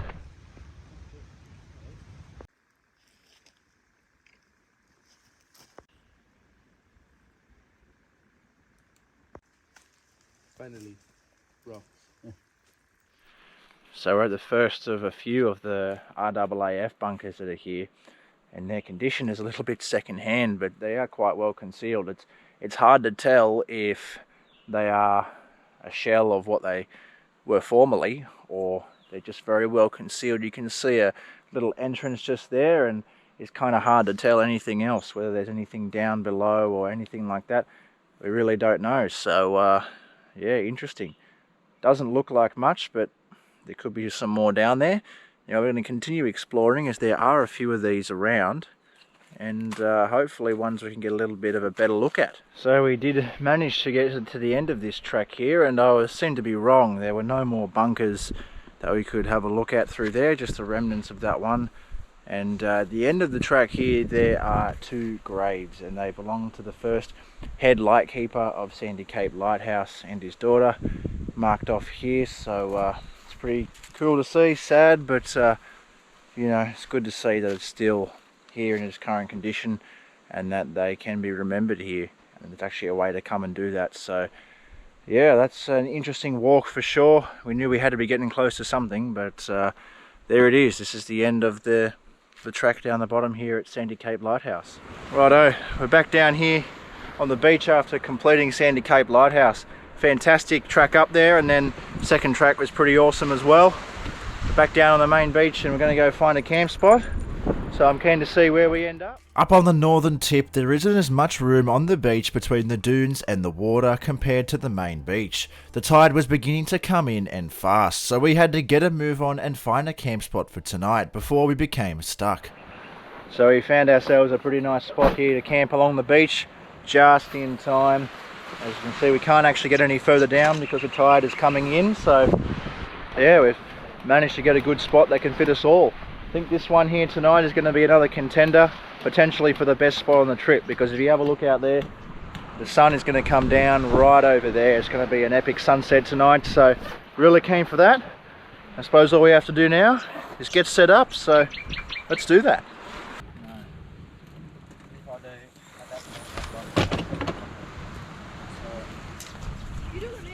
That's Instead of go to sit over here away from the sun. Hi boys. Cheers from the tip of Fraser. Cheers, boys. There we go, we made it.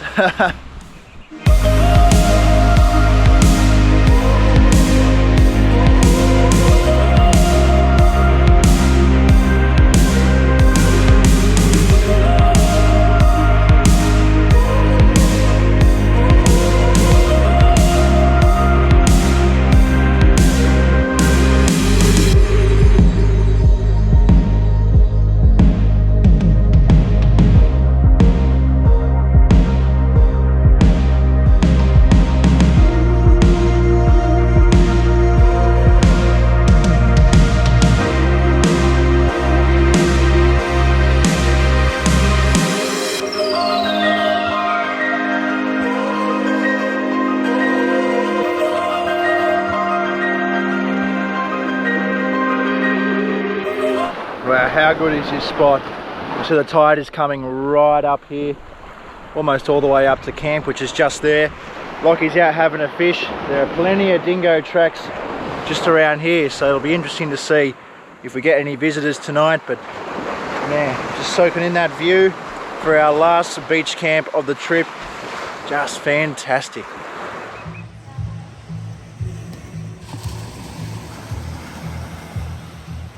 Well guys, would you get a look at that sunset? How amazing, and what a night to spend our final beach camp here on Fraser. Truly stunning. I think this is going to go down as one of our greatest trips of all time. This trip has been just awesome. Couldn't have been happier with the weather. A couple of good sunsets like this, just God. Well guys, I think that means it's time for us to sit down and relax and enjoy this sunset, because man, are we going to miss this when we're off the island? I can tell you that much. So, we're going to see you guys in the morning.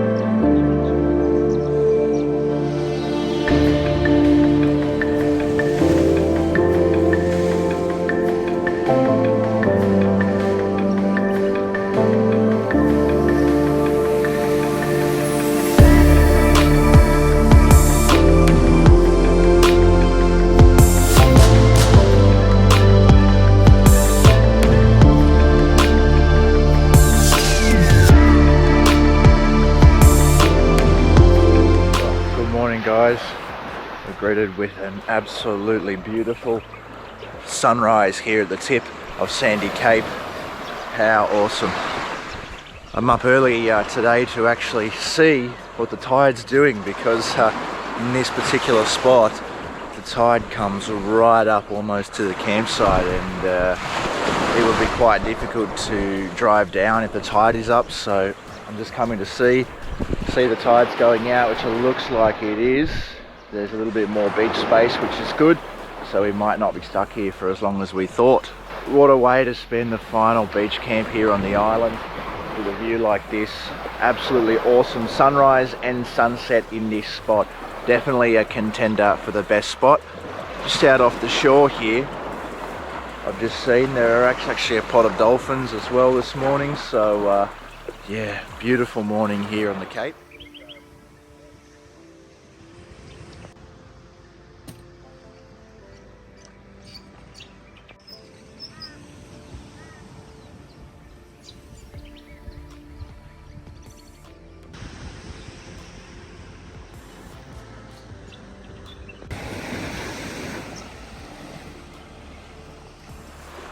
So we're all pretty well packed up here at Sandy Cape.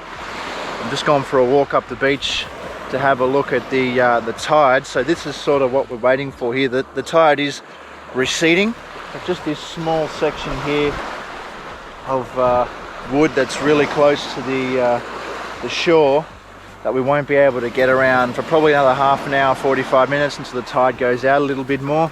And even then, I think we're going to have to be timing some waves pretty well. So that's all we're waiting for there. And after that, we'll be heading back down the beach, and we have Ngala Rocks to deal with again. This time though, it's the hard way, they say, as we're coming in from the other side. So right away we have that steep, soft, hilly incline, and yeah, a little bit nervous for that, but I was nervous yesterday when it was alright, so hopefully it's all good in the end. Anyway, we're not going to know until we do it, but I'm keen anyway. So that's what we're waiting for now, just waiting for the tide to go out a little bit more, and we'll be on our merry way.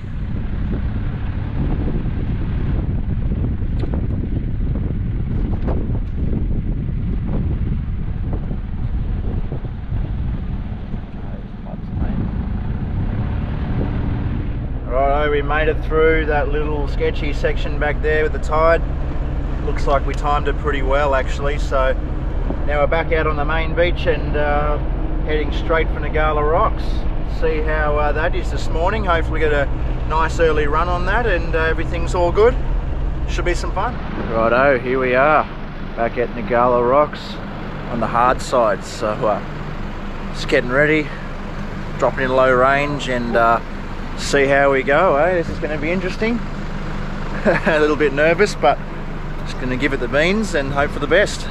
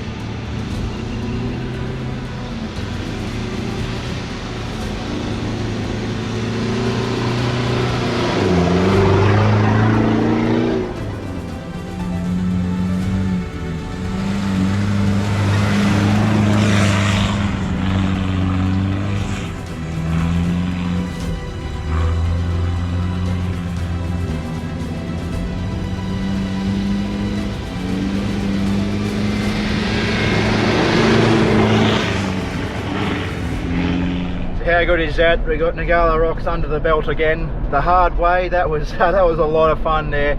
Pretty much just pinned it the whole way. Did get a bit bumpy, but got through in the end and no casualties. So really happy with that.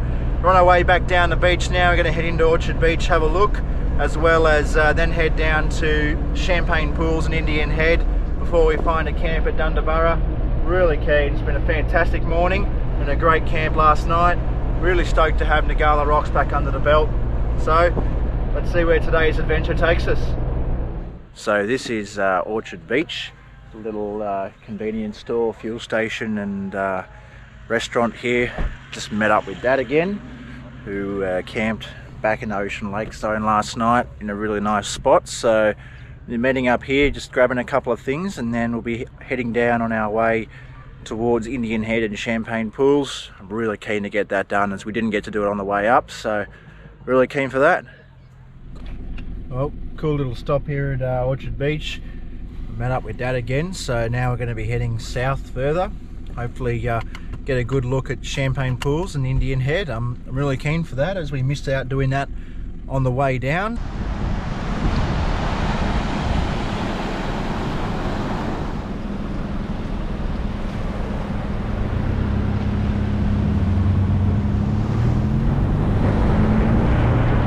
Alright, here we are at the Champagne Pools, one of the more well-known attractions here on Fraser. Really keen to check these out. So they're just like some rock pools down on the side of Indian Head, so I'm really keen to go and suss it out. The weather is absolutely perfect. Let's go see what's like.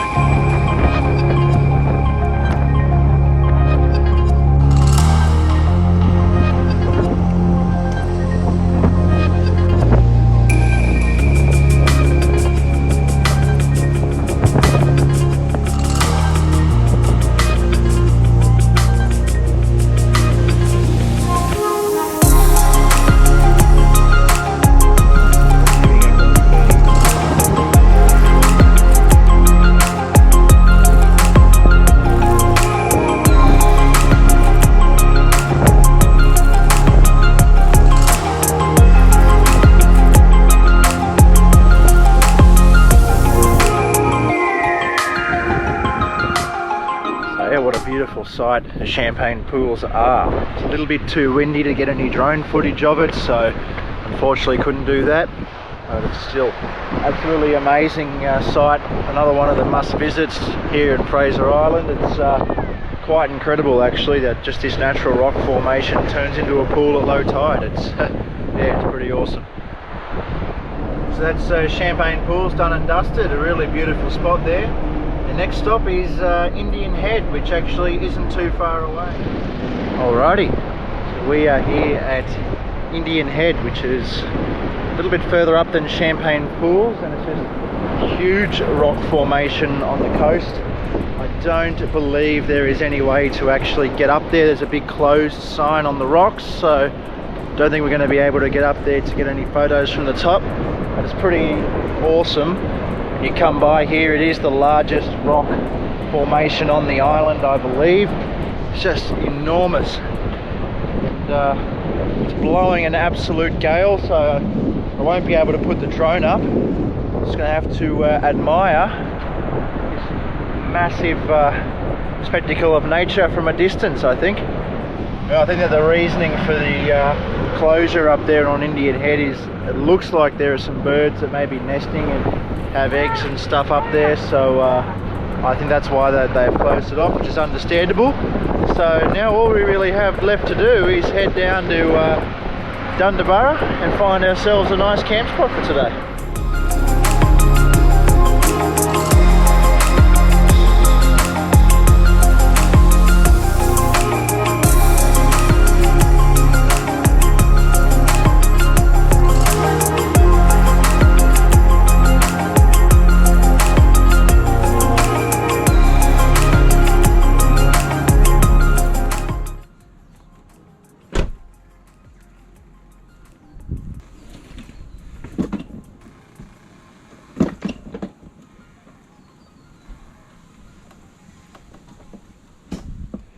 Righto, welcome to Dunderborough camping area here in the eastern beach of Fraser Island. This is going to be our final camp here on the island. So we managed to find ourselves a little space in here that's big enough for everyone, and yeah, we're all together for the last night here on the island, so it's going to be a good one. Dunderborough is a dedicated actual campground, so unlike the camping zones on the beach, it's fully fenced off.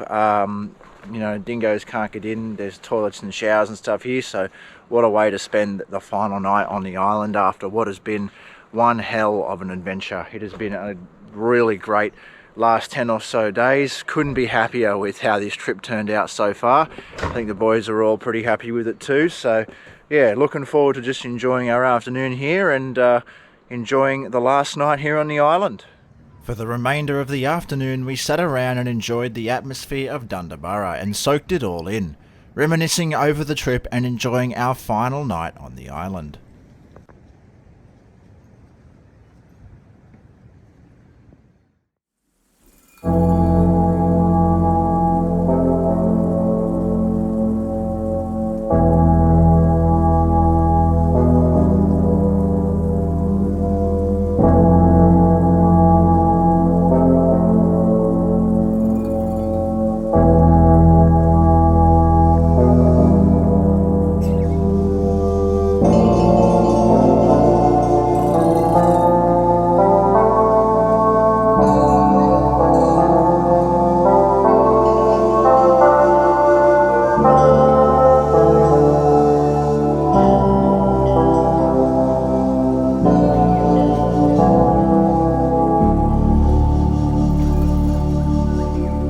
Oh, good morning guys from Dundabara camping area here on the east coast of Fraser. Today is the day that we'll be departing the island. So it's been a fantastic 10 days on here, and it's been an all-timer. We've had a great trip. We've pretty well covered absolutely everything. We've done all the inland stuff right up to the Cape, and we've stayed in some incredible camping spots. It'd be really hard to pick a favourite, I reckon. I think it's a tie between Sandy Cape and Awinya Creek. Just amazing, those two spots. So I also want to thank Steve from Mudducks Touring for planning, organising and leading this trip here. It's been fantastic. Great itinerary, and he's been a great trip leader. So make sure you head over to Mudducks Touring to see his interpretation of this epic adventure. So that's pretty well it, guys. All that we have left to do now is pack up and head down the beach and catch the Inskip Point ferry, and then we are off the island. So I hope that you guys have enjoyed this series up to this point, and like I said, it's been one hell of an adventure. So now we're going to get packed up and start making our way down to the punt. Well guys, there you have it. There's the barge. There's the fearless leader, and that means our Fraser Island adventure is coming to an end, guys. Thank you very much for watching. Thanks to Steve again for planning, organising, all that stuff for this trip. Happy to have you, mate. It was a great trip, guys. So thank you very much for watching this amazing adventure, and as always, we will see you on the next one. in the next adventure.